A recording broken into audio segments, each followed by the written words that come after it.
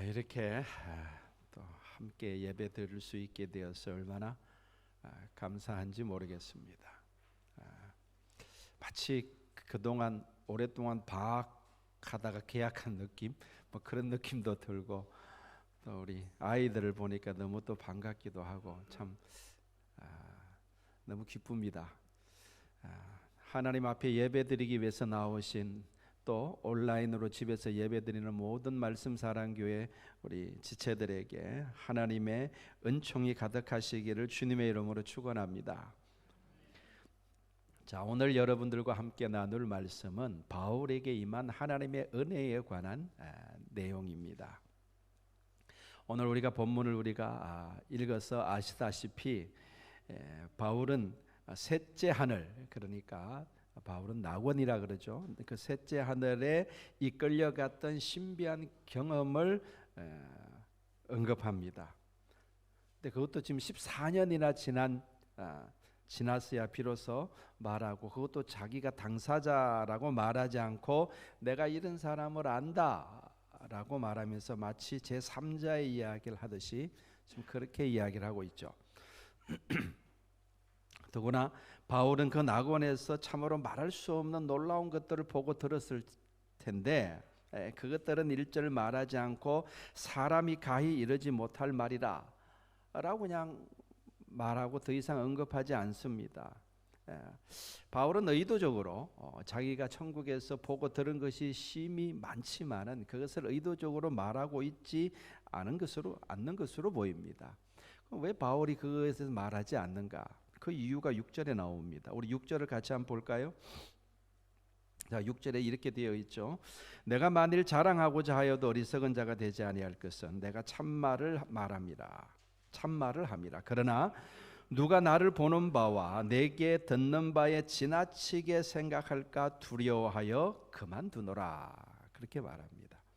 누가 나를 보는 바와 그리고 내게 듣는 바에 지나치게 생각할까 두려워하여 그만둔다. 이렇게 말하죠. 바울이 천국에서 보고 들은 것을 간증하면은 사람들은 틀림없이 바울을 신의 사자점으로 아마 우러러 볼 겁니다.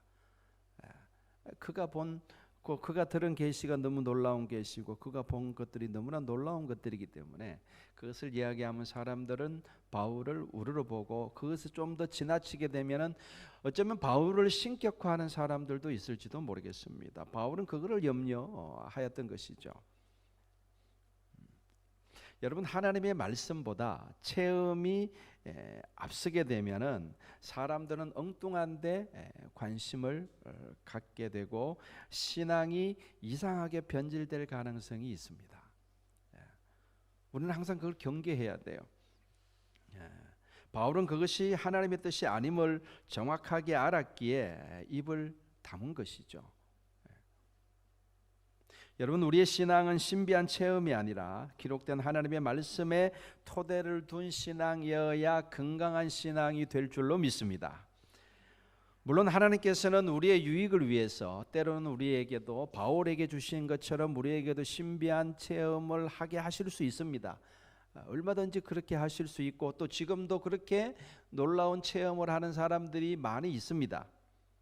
그러나 그것은 자랑하라고 주신 것이 아니라 우리 자신의 믿음을 강화시키기 위해서 주시는 하나님의 은혜인 것이죠. 여러분, 우리가 자랑할 것은 오직 예수 그리스도뿐임을 여러분들 기억하시길 바랍니다. 이 한 가지만 기억해도 건강한 신앙생활을 할 수가 있어요. 여러분, 오직 우리가 자랑할 것은 예수 그리스도밖에 없음을 꼭 기억하시길 바랍니다. 그에서 지나는 것은 우리의 신앙을 병들게 합니다. 우리는 오직 예수 그리스도만 자랑하는 그런 말씀 사랑교회 성도들이 되시길 주의 이름으로 축원합니다. 한편 하나님께서는 사도 바울이 그 신비한 체험으로 인해서 교만해지지 않게 하시려고 그에게 육체의 가시를 주셨다. 그렇게 말씀하죠. 바울은 이렇게 말하죠. 여러 계시를 받은 것이 지극히 크므로 너무 자만하지 않게 하시려고 내 육체의 가시 곧 사탄의 사자를 주셨으니 이는 나를 쳐서 너무 자만하지 않게 하려 하심이니라. 이렇게 말합니다. 여러분, 사람은 누구를 막론하고 신비한 체험을 하고 하나님을 만나는 체험을 하게 되면요, 교만해지기 쉬워요. 그거 참 이상하죠. 사도 바울도 예외가 아니죠. 그래서 하나님은 그 바울을 겸손하게 만드시기 위해서 그에게 하나의 안전장치를 주셨는데, 그것이 바로 육체의 가시였던 거죠. 그 육체의 가시가 무엇인가 하는 것은 여러 가지 이야기들이 있습니다. 바울이 간질병에 걸렸다는 말도 있어요. 그러나 성경 어디를 찾아봐도 바울이 간질병을 앓았다는 근거를 찾아볼 수가 없습니다.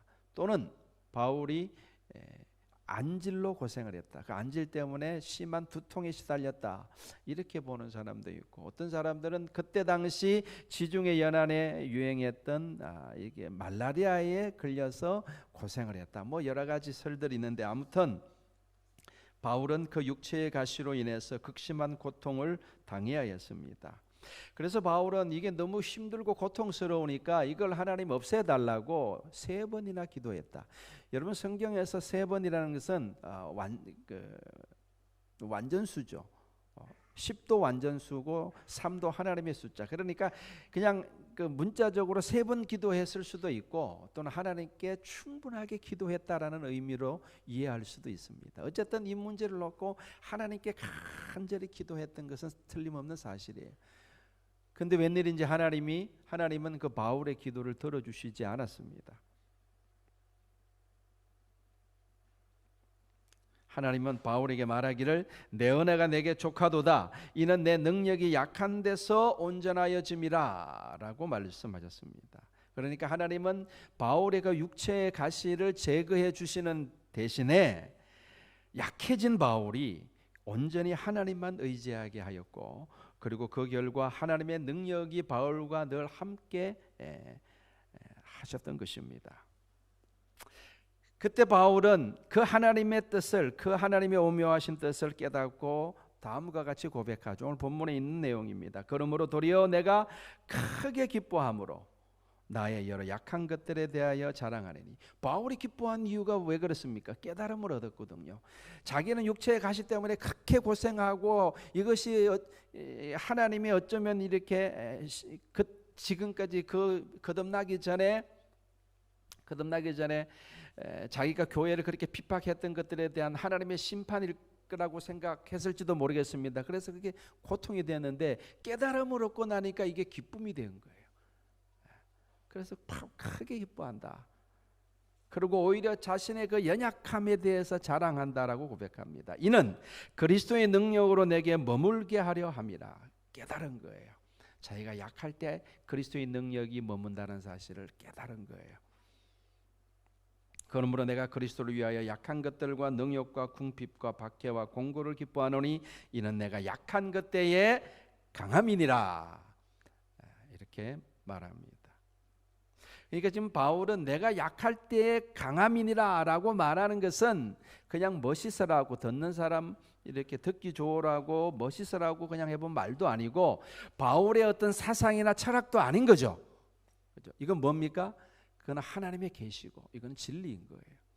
하나님이 그렇게 주님이 나타나셔서 그렇게 말씀하셨고, 거기서 얻은 깨달음이기 때문에 이것은 하나님의 계시요 하나님의 진리인 것입니다. 그러나 사람들은 이 진리를 받아들이지 못합니다. 사람은 누구나 약한 것보다 강한 것을 원하기 때문이죠. 그러나 신앙의 세계에서는 약한 것이 강한 것보다 더 유리합니다. 여러분, 우리가 은혜로운 신앙생활을 하려면은 내가 약할 그때의 강함이라 라는 이 역설적인 진리를 우리는 올바로 알아야 됩니다. 그래서 그것에 대해서 오늘 여러분과 함께 잠깐 나누고자 합니다. 첫 번째로, 하나님은 약한 자들을 택하셔서 구원하시기를 기뻐하십니다. 아멘. 여러분, 하나님께서 정하신 구원의 도리는 하나님의 독생자 예수 그리스도를 믿는 것이죠. 이에 대해서 로마서 9장 이하에 이렇게 말씀합니다. 내가 만일 내 입으로 예수를 주로 시인하며 또 하나님께서 그를 죽은 자 가운데서 살리신 것을 내 마음에 믿으면 구원을 얻으리라. 사람이 마음으로 믿어 의에 이르고 입으로 시인하여 구원에 이르느니라. 그렇게 말씀합니다.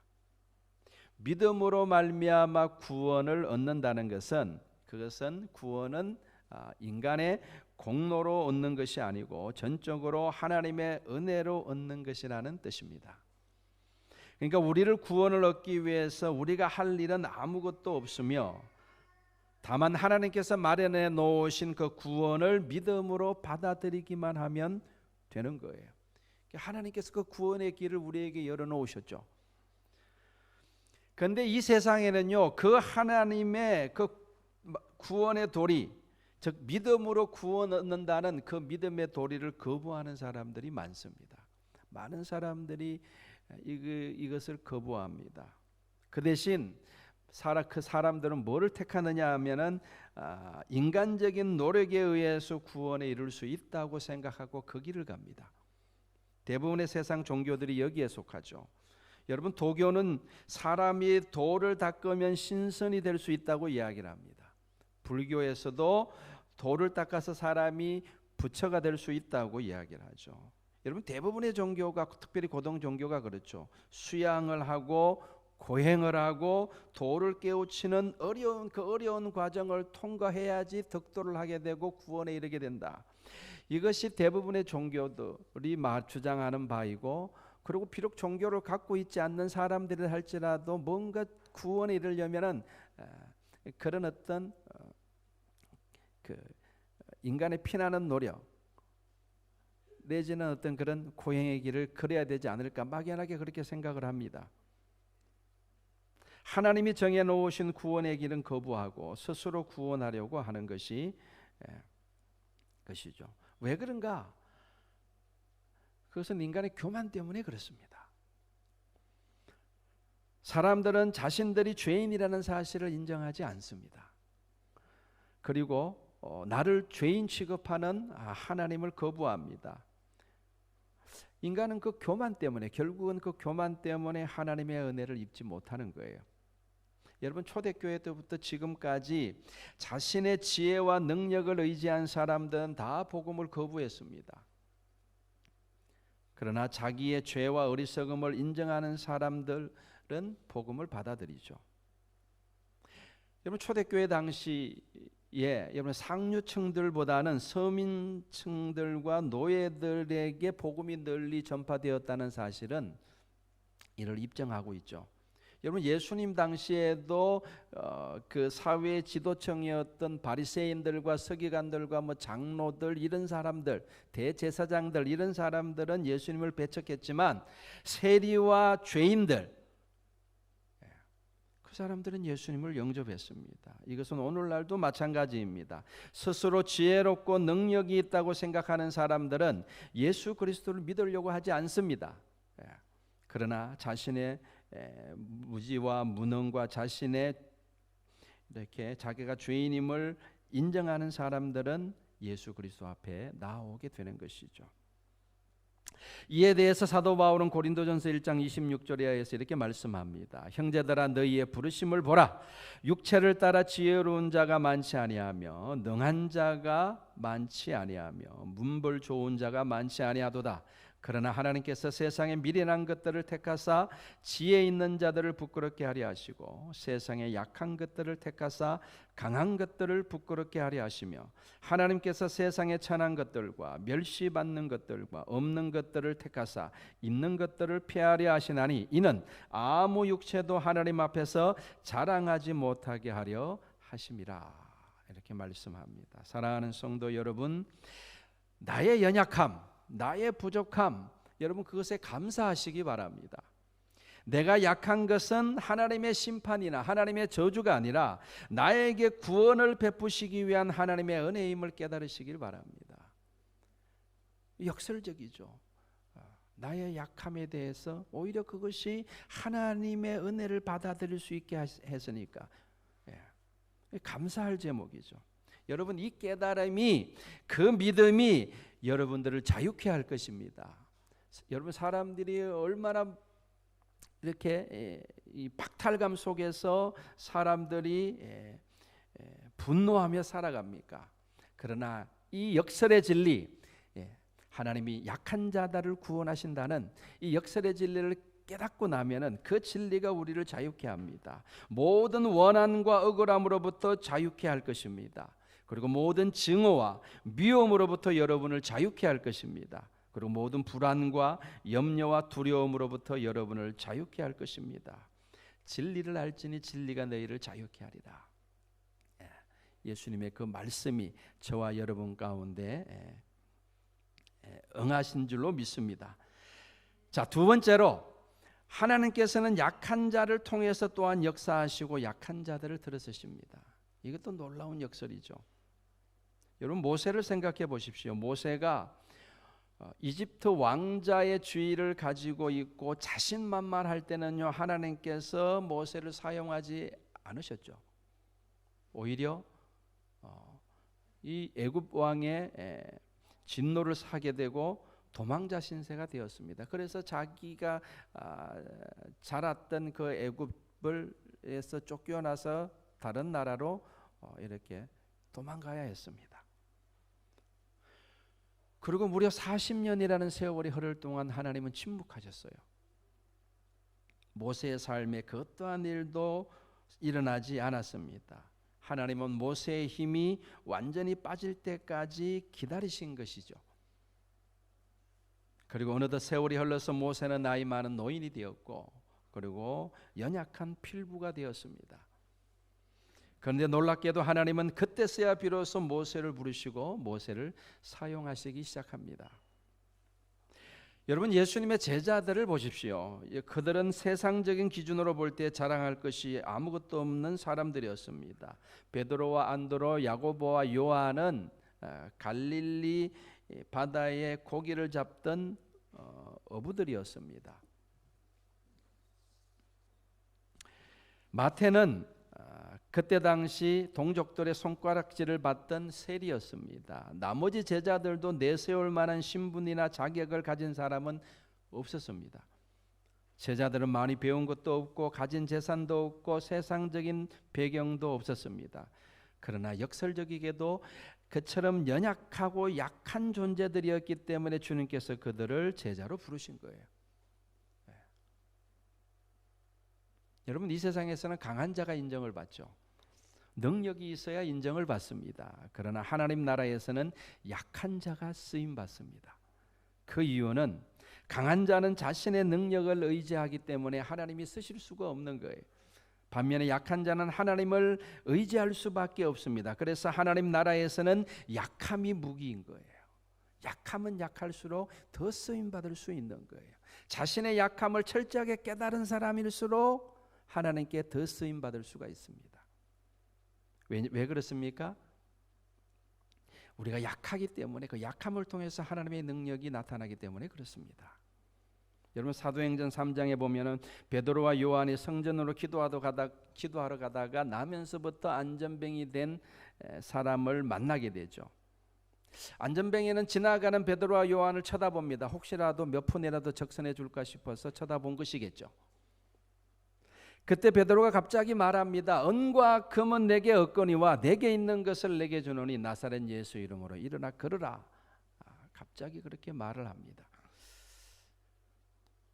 그러자 하나님의 능력이 나타났습니다. 그 나면서부터 안전병이었던 그 안전병이가 벌떡 일어나게 됩니다. 기적이 일어난 것이죠. 그것은 분명 하나님의 능력이었습니다.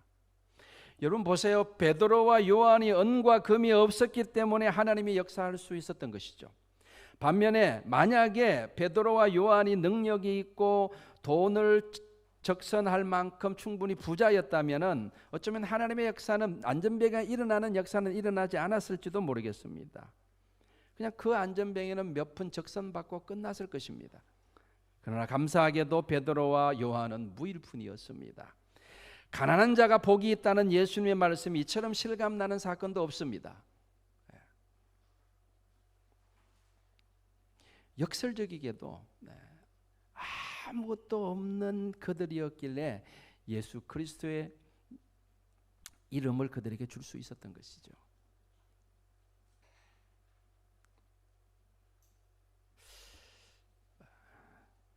여러분들도 비슷하겠지만 저도 지금까지 평생을 가난하게 살았습니다. 뭐 지금도 젊지만 젊었을 때는 저의 이 무능함이 굉장히 싫었어요. 그리고 제 자신을 한탄하기도 했습니다. 왜 이렇게 나는 무능할까? 이게 참 한탄스럽기도 하고, 그리고 아내와 우리 아이들에게 부끄럽기도 했습니다. 그런데 여러분들, 역설적이게도 제가 평생 가난하게 살았기 때문에 그만큼 죄를 짓지 않고 살 수 있었습니다. 제가 능력이 부족했기 때문에 그만큼 또한 겸손할 수 있었습니다. 그리고 그만큼 하나님을 의지하고 살 수 있었던 것이죠. 이 하나님의 은혜인 거예요. 하나님을 의지하고 살면서 받은 은혜도 많습니다. 예수님이 말씀하셨죠. 가난한 자는 복이 있나니 천국이 저희 것입니다. 그 말씀이 이제는 무슨 뜻인지 저는 압니다. 정말 가난한 자가 복이 있구나. 여러분, 복이라는 것은 하나님과의 관계성을 이야기하는 거예요. 성경에서 말하는 복은 하나님과의 관계성입니다. 역설적이게도 가난하기 때문에, 내가 부족하기 때문에 하나님을 더 깊이 체험할 수 있는 겁니다. 여러분, 우리에게 연약하고 부족한 부분이 있습니까? 혹 이것 때문에 마음이 위축되고 열등감에 사로잡혀 있지는 않습니까? 여러분, 바울은 자기의 연약함을 자랑한다고 하였습니다. 이유는 분명하죠. 자신이 연약할 때 주님의 능력이 나타났기 때문입니다. 여러분, 우리도 우리의 연약함을 자랑합시다. 우리의 연약함을 통해서 하나님의 능력이 나타날 수 있음을 믿으시고, 우리도 바울처럼 그런 마음으로 살기를 원합니다. 아니, 자랑까지는 아니더라도 더 이상 나의 연약함 때문에 위축되거나 소심해지지는 말자는 겁니다. 내가 지금 약합니까? 보잘것없는 인생을 살고 있습니까? 병에 걸려서 골골거리고 있습니까? 하는 일이 잘 되지 않습니까? 그러한 나 자신을 원망하지 말고 오히려 그 가운데 역사하시는 하나님을 바라보며 기뻐하는 저와 여러분 될 수 있기를 바랍니다. 우리의 연약함으로 인해서 우리는 겸손해졌고 하나님을 의지하게 되었습니다. 즉 저와 여러분은 하나님이 역사하실 수 있는 사람이 되었다는 말입니다. 여러분, 하나님이 역사하셔야지 홍해가 갈라지는 기적이 일어나는 겁니다. 하나님이 역사하셔야지 죽은 나사로가 살아나는 겁니다. 나의 능력으로는 죽었다 깨어나도 죽은 나사로가 살아나지 않습니다. 나의 능력과 나의 지혜로는요, 아무리 애를 써도 홍해가 갈라지는 역사는 일어나지 않습니다. 하나님의 능력이 임하셔야지 홍해가 갈라지는 거예요. 놀라운 일이 우리의 삶 가운데 일어나는 것입니다. 하나님이 역사하셔야지 사울같이 강팍한 사람도 바울같이 변화가 되는 거예요. 내가 아무리 우리가 아무리 교양 있게, 아무리 매너 있게, 아무리 다른 사람에게 잘해준다 하여도 내 능력으로, 내 정성으로 사람이 변화되지 않습니다. 절대 그런 일은 일어나지 않습니다. 나를 통해서 하나님의 능력이 나타나야 되는 거예요. 그래야지 사울이 바울 되는 줄로 믿으시기를 바랍니다. 주의 일을 하는데 인간의 능력과 지혜란 전혀 쓸모가 없습니다. 아까도 말씀드렸듯이 홍해가 갈라진 것은 모세의 능력이 아닙니다. 여리고성이 무너진 것도 여호수아의 능력이 아니죠. 모세와 여호수아의 능력이라는 것은 무엇입니까? 그것은 전적으로 하나님을 의지하는 그들의 겸손함이 그들의 능력이고 그들의 약함이 그들의 능력인 줄로 믿으시기를 바랍니다. 우리도 똑같다는 거죠. 여러분, 이 진리를 믿으시기를 바랍니다. 나의 연약함 가운데 주님의 능력이 온전해집니다. 더욱더 주님을 의지하고 더욱더 간절히 기도하는 여러분 되시기를 바랍니다. 그래서 여러분의 삶 가운데 바울처럼 하나님의 능력이 충만하게 임하시고 하나님의 놀라운 역사가 일어나시기를 주님의 이름으로 축원합니다. 기도하겠습니다. 걸어가신